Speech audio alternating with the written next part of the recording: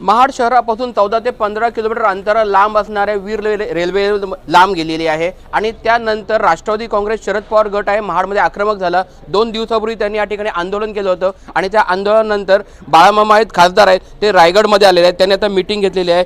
Sir, आपण meeting घेतली, नक्की काय मीटिंगमध्ये सांगण्यात आलेलं आहे? नाही, 2 दिवसापूर्वी आंदोलन नाही, उपोषण केलं होतं आणि उपोषणानंतर तहसीलदार साहेब असतील किंवा रेल्वेचे काही अधिकारी असतील यांनी सकारात्मक भूमिका घेतलेली आहे।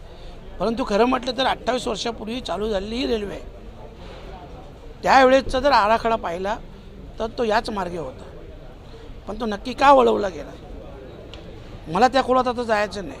परंतु 28 वर्षात इथल्या नेत्यांनी साधा याचा पाठपुरावा करू नये, प्रस्तावही टाकू नये, याचं कारण काय? एवढी उदासीनता काय? का महाडवासियांवर एवढा राग आहे का तुमचा?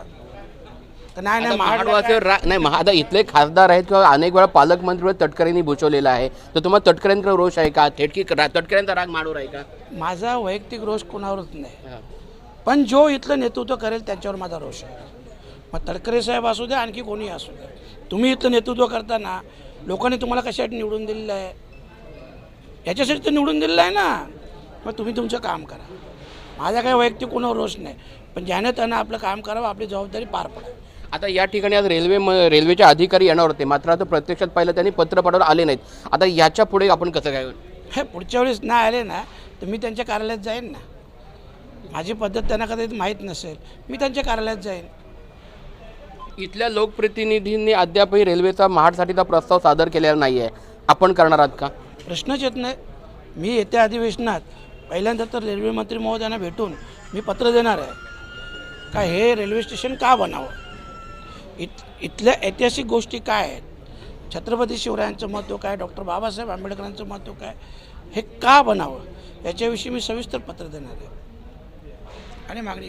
आता वोट चोरीच्या मुद्द्यावरती विरोधक तुमच्यावर टीका करतात की विधानसभेमध्ये त्यांना वोट चोरी वाटली, मात्र लोकसभेमध्ये वोट चोरी वाटली नाही, यावर काय म्हणाल? नाही, वोट चोरी होते, मी तुम्हाला काय बोललो, लोकसभेच्या वेळेस ते निश्चिंत होते। ॲक्च्युली लोकांचा रोष, राग त्यांना काही माहिती नव्हता, पण जेव्हा लोकांनी मतदानाच्या माध्यमातून तो राग, रोष व्यक्त केला, मग विधानसभेला मतं चोरी झाली। हे होते बाळामामा, यांनी रायगडमधल्या नव्हे महाराष्ट्रातील विविध प्रश्नावरती उत्तरं दिलेली आहेत। सचिन कदम, साम टीव्ही, रायगड।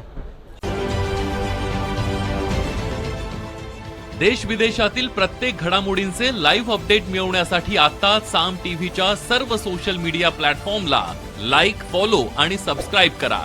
तसंच सर्व नोटिफिकेशनसाठी बेल आयकॉन प्रेस करायला विसरू नका।